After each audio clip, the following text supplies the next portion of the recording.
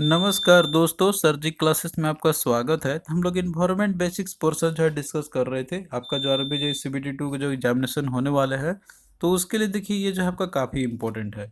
और देखिए दोस्तों, हमने जो आपके एग्जाम प्रिपरेशन के लिए यहाँ पे जो आपका नॉन टेक्निकल पोर्शन है, कंप्यूटर बेसिक्स, इन्वायरमेंट का, फिजिक्स, केमिस्ट्री का और जनरल अवेयरनेस का, तो इसके लिए हमने पूरा कंप्लीट कोर्स लॉन्च किया हुआ है। इसमें देखिए आपको जो है टॉपिक वाइज लेक्चर्स तो मिलेगा ही इन सभी सब्जेक्ट का, साथ में आपको पीडीएफ भी प्रोवाइड कराए जाएंगे। तो इसके लिए आप लोग ऐप डाउनलोड कर लो सर जी क्लासेस के नाम से। इसका लिंक आपको देखिए डिस्क्रिप्शन बॉक्स में मिल जाएगा। और यहाँ पे अगर आप लोग सिर्फ कंप्यूटर इन्वायरमेंट का करना चाहते हो तो इसके लिए भी जो है हमने अलग किया हुआ है। इसमें भी आपको वही सेम जो टॉपिक वाइज लेक्चर और सभी सब्जेक्ट के पीडीएफ आपको प्रोवाइड कराए जाएंगे। और ये जो है आपका स्ट्रिक्टली एग्जाम का जो सिलेबस मेंशन किया गया हुआ है, उसी को देखते हुए ही जो है हमने यहाँ पे सारा चीज़ बनाया हुआ है। तो आप लोग जो है इससे अपना अच्छे से प्रिपरेशन आप लोग कर सकते हो एक ही जगह पे। तो आप लोग ऐप डाउनलोड कर लो सर जी क्लासेस के नाम से, लिंक डिस्क्रिप्शन बॉक्स में आपको मिल जाएगा। और यहाँ पे देखिए जो प्राइस मेंशन किया गया है, आप लोग ये पे करने की ज़रूरत नहीं है जो यहाँ पे दिया गया है। आप लोग जो कूपन कोड अप्लाई कर लेना। अभी भी देखिए यहाँ पे न्यू ईयर का फ्लैट सेल आपका चला है 20% का। तो आप लोग देखिए कूपन कोड अप्लाई करना। यहाँ पे देखिए 4 की जगह पे आपको जो है 2025 कर लेना है, सर जी 2025। तो आपको 20% का फ्लैट एडिशनल उसको डिस्काउंट आपको मिल जाएगा। तो ये देखिए आपका अभी लिमिटेड टाइम के लिए है। तो ये जो है आपका ऑफर कुछ दिनों में एंड हो जाएगा, तो आप लोग इसको अवेल कर सकते हो। और बाकी देखिए, अगर आप लोग अलग से पीडीएफ भी बाई करना चाहते हो तो ये भी हमने आपके लिए प्रोवाइड कराया हुआ है। जैसे कि कंप्यूटर का है, इन्वायरमेंट का है, आपका केमिस्ट्री का है, फिजिक्स का है, या फिर जो जनरल अवेयरनेस का है। तो यहाँ पे हमने जो दोनों ही फैसिलिटी आपके लिए जो अवेलेबल करा दिया है। आप लोग जैसे प्रिपेयर करना चाहो कर सकते हो। सभी का जो है आपको लिंक डिस्क्रिप्शन बॉक्स में दिया हुआ है, आपको वहाँ से मिल जाएगा। आप लोग वहाँ जाकर बाई कर सकते हो। तो देखिए अभी तक जो है हमने आपको क्लास में जो आपके कराए हुए हैं, तो इन सभी में से जो है आपका बेसिक्स ऑफ इन्वायरमेंट हमने आपका कराया हुआ है। और बाकी जो है एयर पोल्यूशन जो होता है आपका, और साथ में जो इसके जो एडवर्स इफेक्ट होते हैं इन्वायरमेंटल पोल्यूशन में जो होता है आपका इसके चलते, और किस तरीके से कंट्रोल कर सकते हैं, तो ये जो है हमने आपको कराया हुआ है। इसके बाद जो है हमने आपको कराया था एसिड रेन, और फिर जो है आपका ओजोन डिप्लेशन के बारे में, और फिर जो है आपका ग्रीन हाउस इफेक्ट के बारे में। तो ये सब देखिए जो है आपका काफ़ी इंपॉर्टेंट है। और एग्जाम में जो क्वेश्चन आपको डेफिनेटली आपको इनसे देखने को आपको जरूर मिलेंगे। तो आप लोग जो है इन सभी को एक सीक्वेंस में देखते चलना। इससे जो है आपको ज़्यादा क्लियरिटी होगा और आपको जो है इजली समझ में भी आ जाएगा सारे टॉपिक्स का। तो देखिए आज का जो क्लास रहेगा, हम इसमें डिस्कस करेंगे ग्लोबल वार्मिंग के बारे में। और बाकी देखिए जो भी टॉपिक्स यहाँ पे डिस्कस हमने आपको कराया हुआ है, तो ये सब अच्छे से हमने बनाया हुआ है कोर्स के अंदर में, जो आपको ऐप में हम प्रोवाइड कर रहे हैं, और पीडीएफ भी ऑलरेडी प्रोवाइड किया हुआ है। तो आप लोग जो उनको अच्छे से फॉलो करना, तो ये जो सब्जेक्ट आपका काफ़ी इजी लगेगा आपको। तो देखिए जो ग्लोबल वार्मिंग जो है आपका जो टर्म है, तो ये हम लोग बोलते हैं कि जैसे कि जो एवरेज टेम्परेचर जो अर्थ का जो राइज हो रहा है ना एक लॉन्ग टर्म में, अर्थ क्लाइमेट सिस्टम की अगर बात करते हैं तो इसी को बोलते हैं हम लोग, दैट इज ग्लोबल वार्मिंग। तो अब इसके चलते देखिए क्या हो रहा है कि जैसे कि आपका क्लाइमेट चेंज का जो फिनोमिना आपका हो रहा है यहाँ पे, तो इसका जो मल्टीपल इफेक्ट होता है। तो क्या क्या इफेक्ट होते हैं, तो ये सब चीज़ जो है हमको यहाँ पे देखना, और इसके पीछे रीजन क्या है ग्लोबल वार्मिंग के। तो देखिए मोस्टली जो है ग्लोबल वार्मिंग के पीछे जो रीजन है, तो वह आपका ग्रीन हाउस इफेक्ट, जो फिनोमिना आपको ऑलरेडी हमने प्रीवियस क्लास में हमने आपको बताया होगा। तो बेसिकली उसी से जो है आपको यहाँ पे समझ में आ जाएगा इसका पूरा कॉन्सेप्ट। तो देखिए ग्लोबल वार्मिंग आपका कब होता है कि जब कार्बन डाइऑक्साइड जो कि मेजर होता है आपका ग्रीन हाउस गैसेस का, जो कि प्रॉपर्टी इसकी होती है, जो कि ट्रैप रेडिएशन, मतलब जो रेडिएशन जो होता है उसको ट्रैप कर लेता है ये, जो कि आईआर रेडिएशन जो होता है, और फिर जो है री एमिट कर देता है। और इसके साथ में जो है और भी जो अदर एयर पोल्यूटेड जो होते हैं आपके, और इसके साथ में जो ग्रीन हाउस जो गैसेस है, तो ये सब जो है क्या करते हैं एटमोसफेयर में कलेक्ट कर लेते हैं, और फिर जो है ये एब्जॉर्ब कर लेते हैं और कलेक्ट कर लेते हैं पूरे जो भी है सनलाइट से जो आ रहे हैं रेडिएशंस आ रहे हैं, या फिर जो सोलर रेडिएशन जो आ रहे हैं यहाँ पे। और फिर जो है ये वापस से फिर से जब री एमिट करते हैं चारों डायरेक्शन में, मतलब हर डायरेक्शन में जब ये एमिट करेंगे फिर से दोबारा ये, तो उनसे फिर टेम्परेचर इंक्रीज तो देखिए होता ही है। तो इस तरीके से आप जो है यहाँ पे कह सकते हो कि जो मेन जो पीछे रिस्पॉन्सिबल है ग्लोबल वार्मिंग के, तो वो है आपका ग्रीन हाउस इफेक्ट। मतलब कि ये जो ग्रीन हाउस जो गैसेस है वही रिस्पॉन्सिबल होते हैं। अब देखिए क्या हो रहा है यहाँ पर कि नॉर्मली जो होता है ना, कि जो ये जो रेडिएशंस है जो कि आपके सन से आ रहे हैं, सोलर रेडिएशन जो आ रहे हैं यहाँ पे, तो अब यहाँ पे क्या होता है कि जो है ये स्केप कर जाते हैं स्पेस में। मतलब कि जब ये वापस धरती पे आया, वहाँ से रिफ्लेक्ट होके आया, तो ये जो है स्पेस में स्केप हो जाते हैं। लेकिन जो पॉल्यूटेंट है यानी कि जो ग्रीन हाउस गैसेस है, इनके प्रेजेंट होने के चलते जो है क्या होता है ना कि ये जो रेडिएशन से ट्रैप हो जाते हैं और वहाँ पे जो है ये एक कह सकते हो कि एक लंबे समय के लिए एग्जिस्ट करते हैं, मतलब ईयर्स या फिर जो है आप सेंचुरी तक मान सकते हो कि एटमॉस्फेयर में वो जो है वहीं पे एग्जिस्ट करते हैं, क्योंकि वो जो है ट्रैप हो जा रहे हैं, क्योंकि ये पोल्यूटेंट प्रेजेंट है तो उसके चलते वो स्पेस में जा नहीं पा रहे हैं। तो जब ये प्रेजेंस रहेंगे, वहाँ पे रहेंगे, एग्जिस्ट करेंगे, तो इसके चलते क्या हो रहा है कि जो हमारा प्लानट है तो वो टेम्परेचर इंक्रीज होगा ही होगा उसका, और साथ में जो है वो और ज़्यादा वो हॉट होता जाएगा। तो इसके पीछे जो मेन जो है आपका ग्रीन हाउस इफेक्ट है, तो इसीलिए इसी को बोल सकते हैं हम लोग कि ग्रीन हाउस इफेक्ट एक तरीके से ग्लोबल वार्मिंग का। तो मेन जो है आपका जो ग्रीन हाउस गैसेस है इसके पीछे जो रिस्पॉन्सिबल है, तो इसमें देखिए जो पांच जो ग्रीन हाउस गैसेस है जो कि ग्लोबल वार्मिंग के लिए रिस्पॉन्सिबल होते हैं, तो इसमें आपका होता है कार्बन डाइऑक्साइड, दूसरा आपका है कार्बन नाइट्रस ऑक्साइड, आपका इसके अलावा मीथेन है, क्लोरोफ्लोरोकार्बन है, और साथ में जो है आपका वाटर वेपर है। तो ये सब जो है रिस्पॉन्सिबल होते हैं इसके पीछे। अब देखिए क्वेश्चन आपका एक पूछा गया था इसी टॉपिक से रिलेटेड, तो यहाँ पे देखिए क्वेश्चन था आपका एग्जामिनेशन में जो पूछा गया था कि the major green house gases contributing in the global warming are. तो मेजर ग्रीन हाउस गैसेस कौन है जो कि ग्लोबल वार्मिंग के लिए जो है कंट्रीब्यूट करते हैं। तो देखिए जो है ना आपको लिस्ट दिया था तो उसमें आपने देखा था कि जो 5 जो मेजर आपके होते हैं, तो उसमें आपका कार्बन डाइऑक्साइड, नाइट्रस ऑक्साइड हो गया, मीथेन हो गया, और साथ में वाटर वेपर हो गया, और क्लोरोफ्लोरोकार्बन आपके हो गए। तो ये तो आपके लिस्ट में है, तो आप लोग देखिए इसमें ये सभी दिए हुए, मतलब चार तो एटलीस्ट दिया हुआ है इसके अंदर में जो कि लिस्ट में था आपका। तो इस तरीके से यहाँ पे ए आपका राइट आंसर होगा। बाकी अब देखो और देखोगे ना यहाँ पे जैसे कि कार्बन डाइऑक्साइड और सल्फर डाइऑक्साइड, देखिए ये तो आपका होता ही नहीं है, तो आप इसको ऐसे रिमूव कर सकते हो। अगला देखिए देखो कार्बन मोनोऑक्साइड, तो देखिए कार्बन मोनोऑक्साइड तो आपका होता ही नहीं है। अगला आप देखोगे इसमें कार्बन डाइऑक्साइड, नाइट्रोजन डाइऑक्साइड आपका दिया हुआ है इसके अंदर में, तो देखिए ये तो आपका होता ही नाइट्रस ऑक्साइड आपका होता है। और बाकी जो है और दिया हुआ, तो इस तरीके से ऑप्शन ए आपका करेक्ट हो जाएगा। अगला देखिए है कि which one of the following causes the global warming. तो कौन सा जो है इसमें से है कि जो ग्लोबल वार्मिंग को कॉज करता है। तो यहाँ पे अब देखो कोई दिया हुआ है कार्बन डाइऑक्साइड, ऑक्सीजन, नाइट्रोजन या फिर हाइड्रोजन, तो देखिए मेन है आपका कार्बन डाइऑक्साइड, तो ऑप्शन ए करेक्ट हो जाएगा। अब आइए यहाँ पे हम लोग देखते हैं कि जैसे ग्लोबल वार्मिंग के पीछे जो रीजंस क्या है, इसके मेन कॉजेज क्या है। तो देखिए ये जो है फैक्ट आपको ऑलरेडी नोन है, ऑलरेडी हमने आपको बताया भी है। यहाँ पे एक बार और देख लेते हैं कि मेन जो है आपका इसके पीछे वो है आपका CO2 और CFC का जो है इंक्रीज होना एटमॉस्फेयर के अंदर में।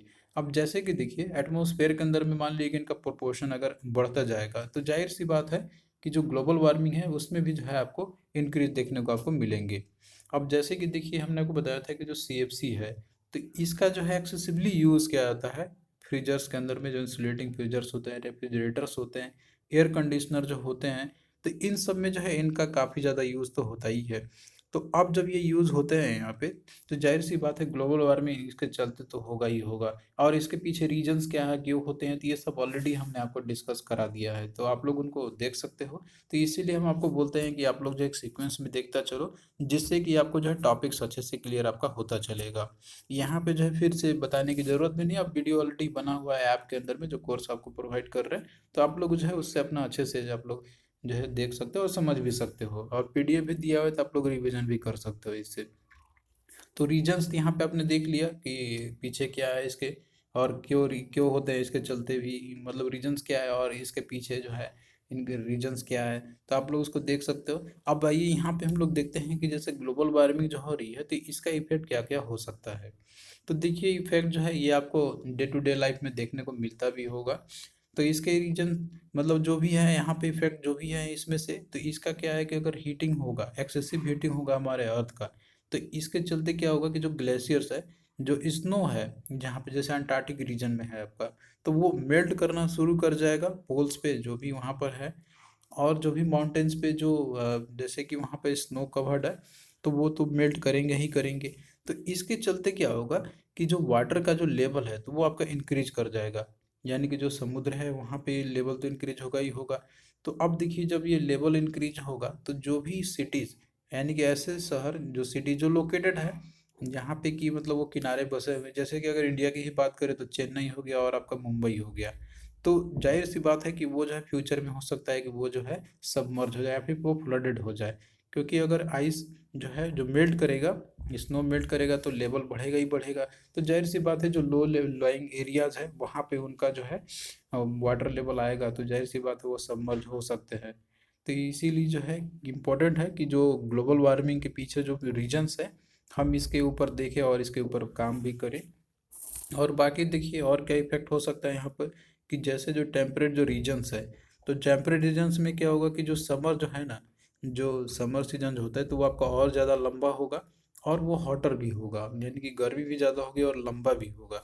और जो विंटर है तो वो जो है आपका और शॉर्टर होता जाएगा और वार्मर होता जाएगा। तो ये इफेक्ट जो है आप लोग भी महसूस किए भी होंगे और कर भी हम लोग देख भी सकते हैं। पहले की अगर बात किया जाए, अगर आप 20 ईयर्स आप बैक जाए या 10 ईयर्स ही आप बैक जाओ, तो आप लोग पाओगे कि जो पहले जितनी मतलब कि जो ठंडी जो होती थी तो वो आपका एक लंबा समय तक चलता था और जो है आपका इसका इफेक्ट भी ज़्यादा होता था आपका। लेकिन अगर आप फिलहाल की बात किया जाए तो इसमें आप देखते हो कि इसका ड्यूरेशन भी कम हो चुकी है। तो इसके पीछे रीजन यही सब है। और देखिए जो वार्मर क्लाइमेट है तो इसके चलते क्या हो रहा है, यहाँ पे ग्लोबल वार्मिंग जो हो रहा है आपका, तो इसके चलते जो है आपका जो ऐसे सिटीज है जहाँ पर ऑलरेडी गर्मी तो होती ही है लेकिन वो और ज़्यादा गर्म हो जाएंगे, तो इसके चलते जो है आपका क्या होगा कि रहना जो है काफ़ी ज़्यादा मुश्किल हो जाएगा ऐसे जगहों पे। अब यहाँ पे और भी रीजंस क्या है इसके पीछे, मतलब और क्या इफेक्ट हो सकते हैं यहाँ पे, कि राइज टेम्परेचर अगर होता है आपका अर्थ का, तो जो ओशियन है वो भी देखिए वार्म अप हो जाएंगे, तो सी लेवल राइज करेगा ही, तो जो लो लाइंग एरियाज है वो फ्लडेड हो जाएंगे, जो कि ऑलरेडी ये सब डिस्कस किए गए हुए रीजन्स है। तो ये जो है आपको अब समझ में आ गया होगा ग्लोबल वार्मिंग क्या है और इफेक्ट क्या क्या इसके हो सकते हैं यहाँ पे। अब आइए क्वेश्चन हम लोग देखते हैं जो कि पूछा गया था आपका प्रीवियस ईयर में। तो देखिए क्वेश्चन आपका पूछा गया था इसी से रिलेटेड कि which of the following statement is true, कौन सा ट्रू है ये आपको बतानी है। दिया हुआ है कि global warming and the climate change are two different issues. तो ग्लोबल वार्मिंग और क्लाइमेट चेंज है दो डिफरेंट इशू है, तो देखिए ये दो डिफरेंट इशू तो है नहीं, ये दोनों तो आपस में एक दूसरे से है ही। क्लाइमेट चेंज और ग्लोबल वार्मिंग दोनों एक दूसरे से रिलेटेड ही है। अगला देखिए दिया हुआ है कि global warming will reduce the annual buildup of the glacier ice. तो ग्लोबल वार्मिंग जो है तो ये जो एनुअल जो बिल्डअप होता है ना ग्लेशियर आइस का, उसको ये कम कर सकता है, रिड्यूस कर सकता है। तो देखिए ये एक रीजन आपका तो है ही, ग्लोबल वार्मिंग जो है वो जाहिर सी बात है जो ग्लेशियर जो आइस है वहाँ पे जो एनुअल बिल्डअप हो रही है उसको वो कम करेगा ही करेगा, क्योंकि अगर टेम्परेचर इंक्रीज होगा तो यहाँ पे बिल्डअप होने की बजाय वो जो है मेल्ट करेंगे और फिर जो है लेवल बढ़ जाएगा, वाटर लेवल जो है वो बढ़ जाएगा। तो ये एक रीजन आपका ट्रू यहाँ पे हो सकता है। बाकी अब और भी ऑप्शन आप देख लो, ये तो आपका कट गया यहाँ पे, मतलब रॉन्ग दिया हुआ है। अगला देखिए दिया हुआ कि global warming may cause the sea level to go, देखिए सी लेवल डाउन तो नहीं जाएगा बल्कि और बढ़ेगा, तो ये भी गलत है। अगला देखिए दिया हुआ है कि global warming may cause contraction of the desert, यानी कि जो डेजर्ट है उनको कॉन्ट्रैक्ट कर सकता है, मतलब और कम कर, देखिए ये भी रीजन जो है आपका गलत ही दिया हुआ है। क्योंकि जब ग्लोबल वार्मिंग बढ़ेगा तो जाहिर सी बात है डेजर्ट जो है कॉन्ट्रैक्ट नंबर की और ज़्यादा वो इंक्रीज ही होगा। तो इस तरीके से यहाँ पे बी ही रीजन जो है जो कि आपका ट्रू लग रहा है यहाँ पे इन सभी में से। तो ये सब जो है आप लोग अगर अच्छे से पढ़े होगे तो उससे जो है आपको काफ़ी ज़्यादा आइडिया मिल जाएगा और क्लियरिटी भी हो गया होगा यहाँ पर। अगला देखिए क्वेश्चन है आपका कि which one of the following is the effect of the global warming. तो यहाँ पे कौन सा एक इफेक्ट है ग्लोबल वार्मिंग का, तो देखिए दिया हुआ है मेंटेनिंग सी लेवल। तो देखिए सी लेवल तो कभी मेंटेन होगा नहीं ग्लोबल वार्मिंग के चलते, सी लेवल में जाहिर सी बात है उसमें राइज आपको देखने को मिलेंगे ही मिलेंगे। अगला दिया हुआ है प्रॉपर रेनफॉल, तो देखिए ग्लोबल वार्मिंग के चलते जो है प्रॉपर रेनफॉल भी नहीं होगा आपका, तो ये भी जो है इसमें से जो दिया हुआ इफेक्ट है आपका ग्लोबल वार्मिंग का, ये भी गलत है। अगला देखिए दिया हुआ है डिफॉरेस्ट डिजर्टिफिकेशन और अफॉरेस्टेशन। तो देखिए अफॉरेस्टेशन ये भी आपका नहीं होगा। अफॉरेस्टेशन का मतलब होता है कि फॉरेस्ट जो है आपका और ज़्यादा बढ़ना इसका, तो ये तो होगा नहीं। डिजर्टिफिकेशन आपका हो सकता है कि जो ग्लोबल वार्मिंग बढ़ेगा तो जाहिर सी बात है जो प्लांट्स जो होंगे तो वो सर्वाइव नहीं करेंगे, तो डिजर्टिफिकेशन तो हो सकता है। तो यहाँ पे सी जो है आपका एक है रीजन इसका, कि मतलब ये जो है हो सकता है इसका ग्लोबल वार्मिंग का इफेक्ट ये हो सकता है। तो हमने जो है यहाँ पे ग्लोबल वार्मिंग के बारे में देख लिया और रीजन्स देख लिया इसके बारे में। अब आइए यहाँ पे हम लोग देखते हैं कि किस तरीके से जो है ग्लोबल वार्मिंग को कंट्रोल हम लोग कर सकते हैं, मतलब कि वो कौन से मेजर्स है जो कि लिए जा सकते हैं ताकि जो ग्लोबल वार्मिंग को कंट्रोल किया जा सकता है। तो यहाँ पे जो है पॉइंट वाइज आपका दिया हुआ है। तो देखिए सबसे पहले दिया हुआ है कि चेंज ए लाइट, मतलब कि यहाँ पे ये बोला जा रहा है कि जो जो लाइट हम लोग जो यूज़ करते हैं, जो लाइट बल्ब यूज़ हम लोग करते हैं, तो उनको जो है रेगुलर बेसिस पे रिप्लेस हम लोग करते रहें। और किससे, जो फ्लोरोसेंट लाइट जो बल्ब है हमारा, तो उनका हम लोग जो है, जो कॉम्पैक्ट हो उनका हम लोग यूज़ करें। तो देखिए इससे क्या होगा कि हम जो है कार्बन डाइऑक्साइड का जो प्रोडक्शन जो हो रही है, तो उसका हम लगभग जो है 150 पाउंड्स ऑफ कार्बन डाइऑक्साइड को हम लोग बचा सकते हैं, ये अगर करते हैं तो। दूसरा है यहाँ पर कि ड्राइव लेस का, मतलब कि व्हीकल का हम लोग कम यूज़ करें, कम ड्राइव करें, इसके बजाय जो हम लोग वॉकिंग यूज़ करें, बाइक यूज़ कर या फिर कारपूल जो है, ये सब मेजर्स हम लोग कर सकते हैं यहाँ पे। तो इससे क्या होगा कि जो है यहाँ पे जो मतलब कि जो कार्बन डाइऑक्साइड जो रिलीज होते हैं एवरी ईयर, तो उससे भी हम लोग काफ़ी ज़्यादा हद तक जो है कार्बन डाइऑक्साइड रिलीज होने से हम लोग बचा सकते हैं। अगला आपका यहाँ पे कि रिसाइकिल ज़्यादा करना।